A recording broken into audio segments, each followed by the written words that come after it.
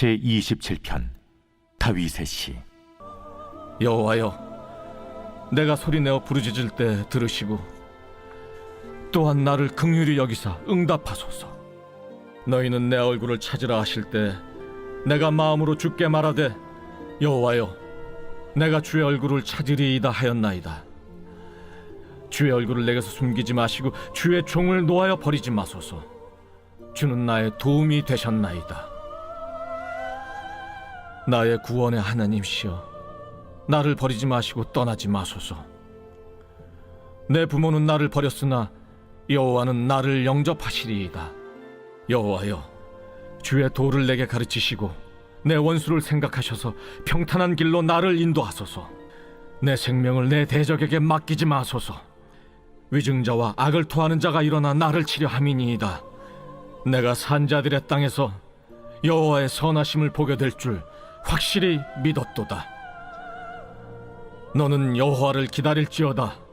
강하고 담대하며 여호와를 기다릴지어다. 시편 27편의 전반부에는 하나님께서 빛이자 구원되어 주신 것에 대한 신뢰와 감사의 기도를 드리는 반면에 후반부에는 이해할 수 없는 그분의 부재하심 속에서 다시 하나님의 임재를 구하는 탄원의 시로 구성되어 있습니다. 언젠가는 하나님의 임재를 느끼고 그분이 나와 함께한다는 증거를 붙들고 신나게 살아간 적이 있습니다. 그때의 삶만 기억하면 간증이라도 쓸 수 있을 것 같습니다. 그렇게 인생의 전반전처럼 모든 인생이 잘 마무리되고 좋아졌으면 좋겠는데 꼭 그러라는 법이 없습니다. 전반부에 하나님 앞에서 승리의 기쁨을 쏟아냈던 다윗은 후반부에는 12절에 나오는 거짓 증언하는 자들과 악을 마구 토해내는 자들 때문에 어려움을 당하고 있는 상황입니다. 그러나 그보다 더 힘든 것은 하나님이 자신의 삶에 안 계신 것까지 느껴지는 것입니다. 자기의 죄 때문인지 어떤 실수를 했는지 아니면 상황 자체가 그렇게 만든 것인지 잘 모릅니다.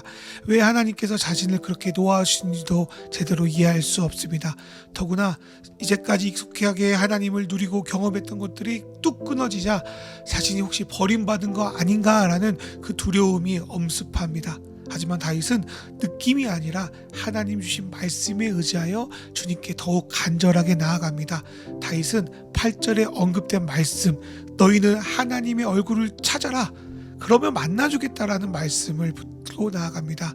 그러면서 시인 다윗은 하나님께 마소서로 끝나는 기도를 반복하여 올려드립니다.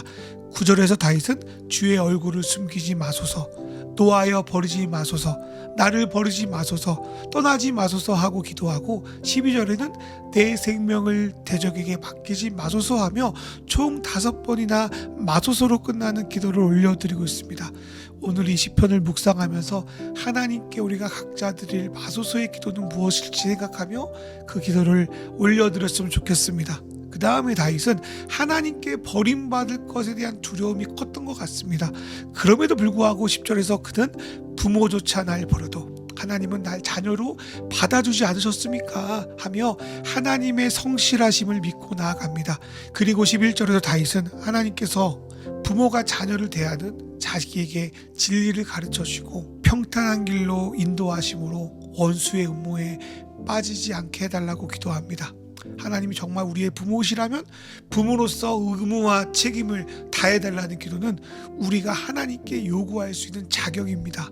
이러한 담대한 기도를 드릴 수 있는 것은 예수께서 죽으심으로 우리가 하나님의 자녀된 권세를 얻었기 때문입니다. 이렇게 다윗은 하나님의 부재를 느끼는 상황에서도 원수들의 공격에서도 고아처럼 내팽겨진 것 같아 보여도 여전히 하나님은 나의 부모이시며 내게 얼굴을 보이신다는 믿음을 가지고 나아갑니다. 그러면서 다윗은 13절에서 설마 하나님이 날 버리시겠냐?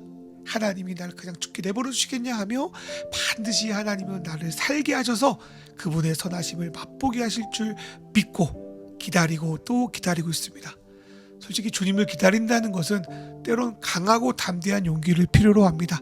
세상적으로 보면 매우 무책임하고 대책 없어 보입니다. 그러나 주님을 기다리는 믿음으로 이 세상을 살아가며 기다리고 기다리는 용기는 반드시 하나님의 선하신 보답을 받을 줄 믿습니다. 우리 시간 기도하겠습니다. 하나님 아버지, 당신의 부재가 느껴질 때 참으로 힘들고 괴롭습니다. 무엇이 문제인지 어디서부터 잘못된 건지, 혹시 나의 죄 때문인지를 파악하기 어렵습니다. 그런 속에서 붙드는 것은 오로지 나의 감정과 상황이 아니라 하나님의 말씀입니다. 하나님께서 당신의 얼굴을 구하면 만나 주겠다고 하셨으니 내가 오늘도 그 말씀 의지하여 간절히 당신의 얼굴을 구합니다. 주님이 나의 아버지시니 나를 버리지 마시고 우리에게 부모로서 가르쳐 주시고 보호하여 주시기를 담대하게 요구합니다. 그리고 당신이 일하실 것을 기다립니다. 우리가 살아가는 세상은 참으로 기다리기 어려운 세상입니다. 조금만 멈칫거려도 미끄러지는 것이 일상입니다. 그래서 하나님을 기다린다는 것 참으로 어리석고 만용처럼 보입니다.